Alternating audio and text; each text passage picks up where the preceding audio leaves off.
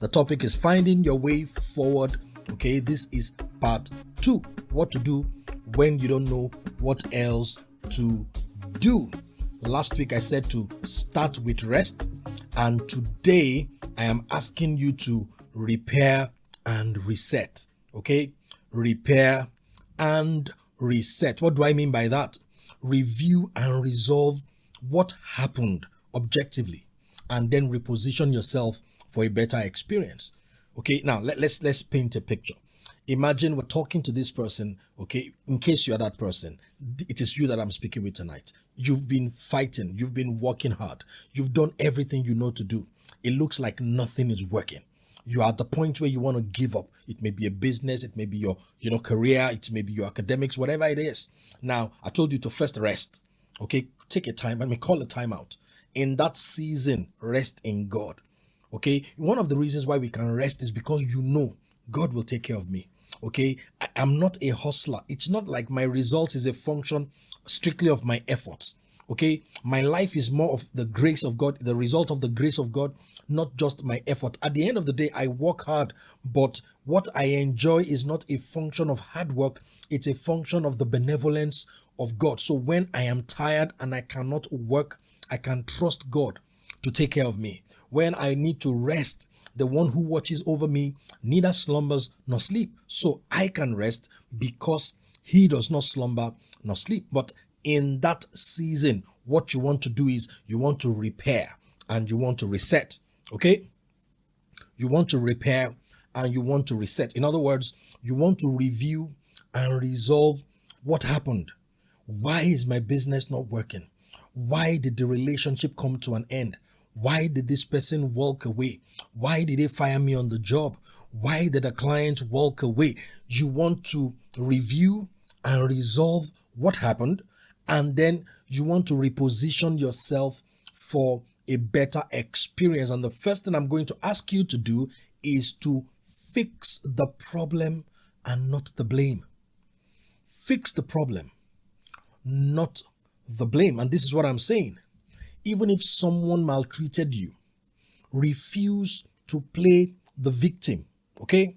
Refuse to play the victim, because how you see yourself determines how much you can do for yourself. So one thing you don't want to do is to be a victim in your own story. You can't afford to do that. Listen, I have not said that the person did not offend you, or the person did not hurt you, or they did not try to cheat you, or they didn't cause you pain. I am saying, but refuse to play the victim, because how you see yourself determines how much you can do for yourself. If you see yourself as a victim, then you are not going to do the things you need to do to win in the end. But if you see yourself as a winner and not a victim, then you know, my face may be bloodied, I may be tired, I may be holding on to life with a string, but I am nevertheless a winner. I want you to picture in your mind right now, okay, the image of a boxer in the ring. Is gone about 7 rounds. His eyes are swollen. There's blood on his mouth, blood coming out from his temple. Okay, he is tired. He is almost passing out, but he refuses to give up. And then he reaches deep within him. He musters his energy, and then he throws one punch and knocks the other person out. The other guy falls on the canvas and does not rise again. You know, at the end of the day, he has blood all over him, is very tired, is overwhelmed, but he is still a winner. His hand is going to be lifted as the winner, and I want you to see yourself. Okay? You've been through a lot. You've experienced so much. Things have happened to you, but you keep standing.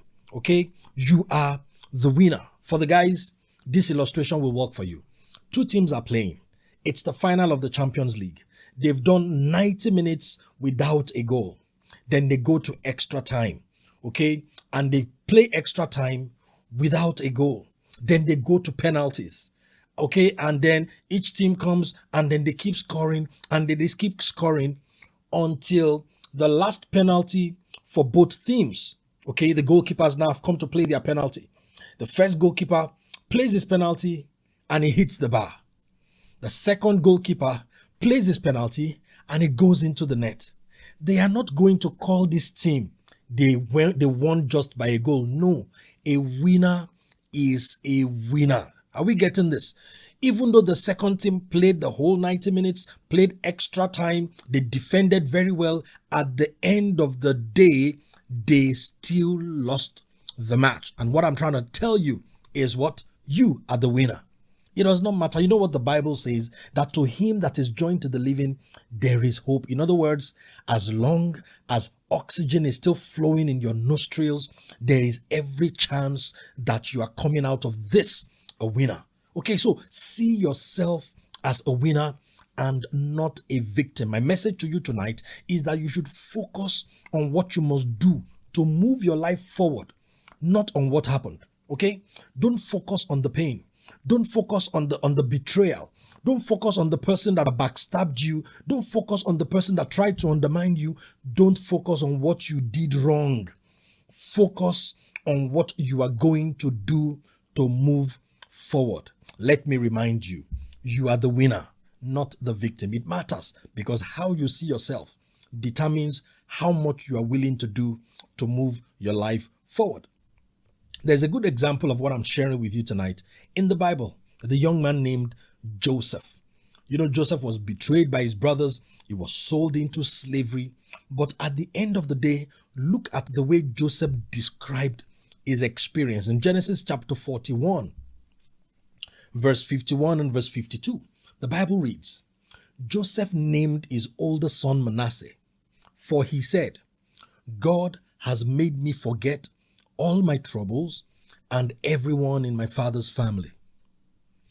Joseph named his second son Ephraim, for he said, God has made me fruitful in this land of my grief. And the message of Joseph to us tonight is that if you don't forget, you won't be fruitful. If you don't forget, you won't be fruitful. And what I'm trying to share with you is you've got to get to that point where your focus is on what is ahead of you, not on what is behind you.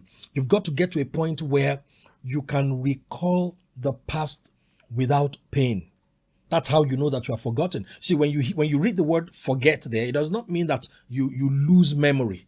To forget is not to lose memory. To forget is to let it go.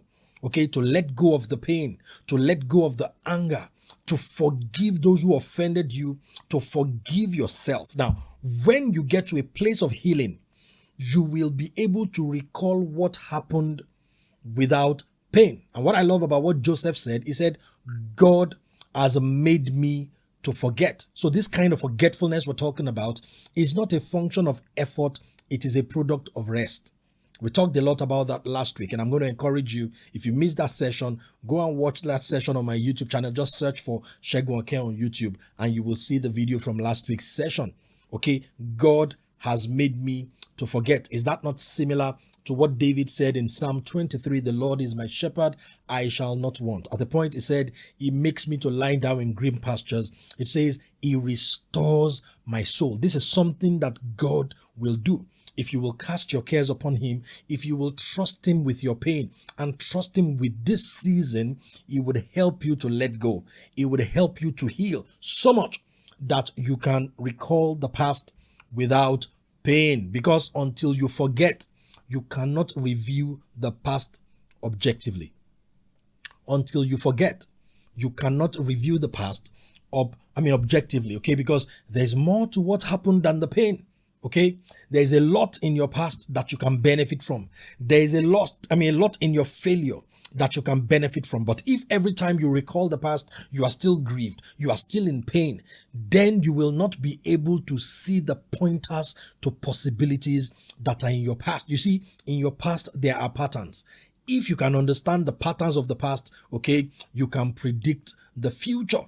But if you cannot recall the past without pain, then that becomes very difficult for you to do. Let's listen again to what Joseph had to say in Genesis 50. Genesis 50, verse 19 to verse 20. But Joseph replied, don't be afraid of me. Am I God that I can punish you. You intended to harm me, but God intended it for good, or God intended it all for good. He brought me to this position so I could save the lives of many people. By the time Joseph was able to rest in God, he said, God made me to forget. Then he said, God made me to be fruitful. Now, when Joseph rested in God, when he was restored in God, he was able to move from pain to providence. And this is what I mean. You see, in the midst of all that you have been through, in the midst of all the difficulties, there has been God's involvement. The hand of God has been with you every step of the way. But until you are able to rest and receive healing, you won't be able to recall the past without pain. And until you are able to let it go and receive your healing, you will continue to see pain instead of providence. But the moment you are restored, the moment you can rest, you begin to see the hand of God. And Joseph said, look, the very thing you calculated to harm me, God inspired you.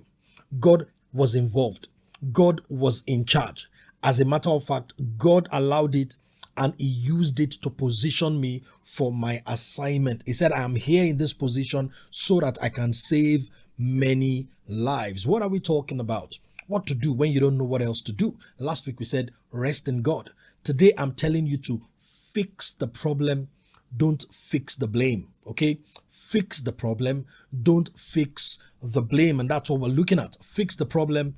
Don't fix the blame. You are a winner. You are not a victim. Okay? You are a winner. You are not a victim. Now, what's the next thing for you to do? The next thing for you to do now is to query the past for valuable insight.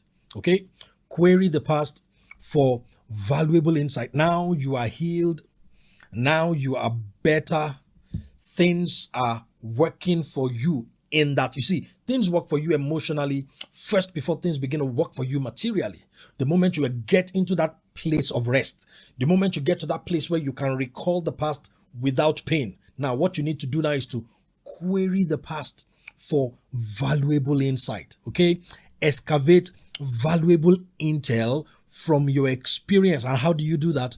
You do that with critical questions. What I'm going to do tonight is I'm going to give you some sample questions. They are not exhaustive, but what you want to do is to just sit down and ask yourself critical questions so that you can excavate intel from your experience. Because believe you me, in everything that you have been through, okay, what you will call pain, in your pain, there are principles. In your pain, there are patterns. In your pain, there are pointers to possibilities. So you want to ask yourself critical questions to extract valuable intel. I'm going to share some of those questions with you. This is my own list. Feel free to use them, and then feel free to add to this list and come up with your own questions. But look at these questions now.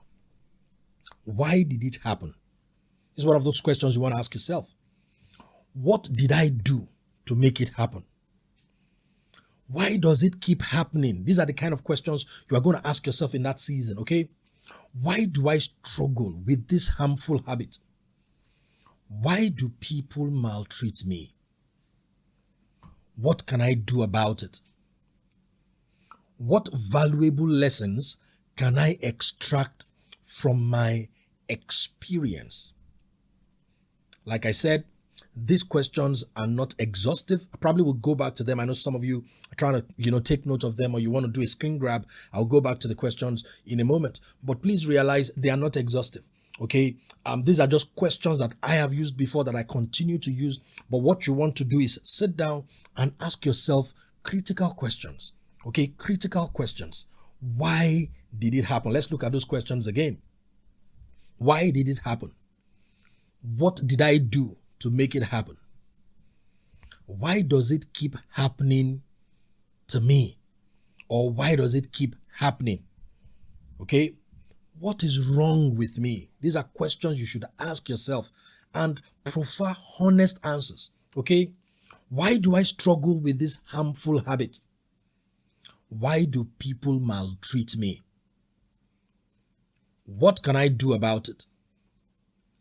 What valuable lessons can I extract from my experience. I wish I could just, maybe take just one of the questions and show you what to do with it. For example, you want to handle the question, for example, what is wrong with me? Okay, what is wrong with me? You can sit down with that question and say, okay, you know what? Maybe I am trying to major in an area of weakness. Maybe that's why I keep failing. Maybe that's not why I'm not at my best. Okay, maybe I have a tendency of taking on too much load than I have the capacity to handle. Sometimes you may be dealing with pride and you don't know you are dealing with pride. And what do I mean by that? When you find it difficult to accept your capacity, okay, and you are trying to take on load to prove to yourself that you are able, you may find yourself struggling, you may find yourself failing, you may find yourself making mistakes. And the truth of the matter is, you are trying to do things you are not equipped for. When you sit down with the question, what is wrong with me? Okay, you may be able to answer honestly, I think I'm doing the right things for the wrong reasons. Okay, I think I'm trying to prove a point to people that don't care. I think I am trying to do things to validate myself. And these are wrong reasons for doing right things. Okay, listen, there are some questions that you are the only one that can answer. Okay, and some of those questions are on the list I've shared with you. Okay, so you ask yourself critical questions and you prefer answers. And then you let those answers guide your next steps. What are we talking about? Query the past for invaluable insight. Somebody may be able to say, when you ask that question, what is wrong with me? Maybe I am afraid. I am living from a place of fear. All right. Another person may be able to come to the conclusion, I allow my feelings to get the better of me. Okay. Instead of leading by logic or living out of logic, I am living out of emotions. That is what is wrong. Another person may be able to say, you know what? I think I'm doing the right things at the wrong time. I am violating the law of seasons. Okay, because there is a time for everything, a season for every activity under heaven. But whatever answer you come up with, another thing you can do is to take your list of questions and ask a trusted friend to help you answer those questions. All right. And like I said, this list is not exhaustive. So you may want to come up with your own questions. For example, imagine if you ask, a few friends these questions, and I'm just coming up with these ones now. What do you appreciate the most about me? What do you consider my strength? What do you think is my weakness? If you were God, what would you change about me? In my opinion, that's one of the most important questions you want to ask your co-workers, you want to ask your boss, you want to ask your spouse, okay, people that are important to you. I call them your stakeholders. Ask them that question. If you were God, what would you change about me? Okay, let me add this to the question. What can I do? In your opinion, what can I do to become a better version of myself? The beauty of questions is questions provoke critical thinking. If you can be honest with yourself, your questions, okay, can be the game changer.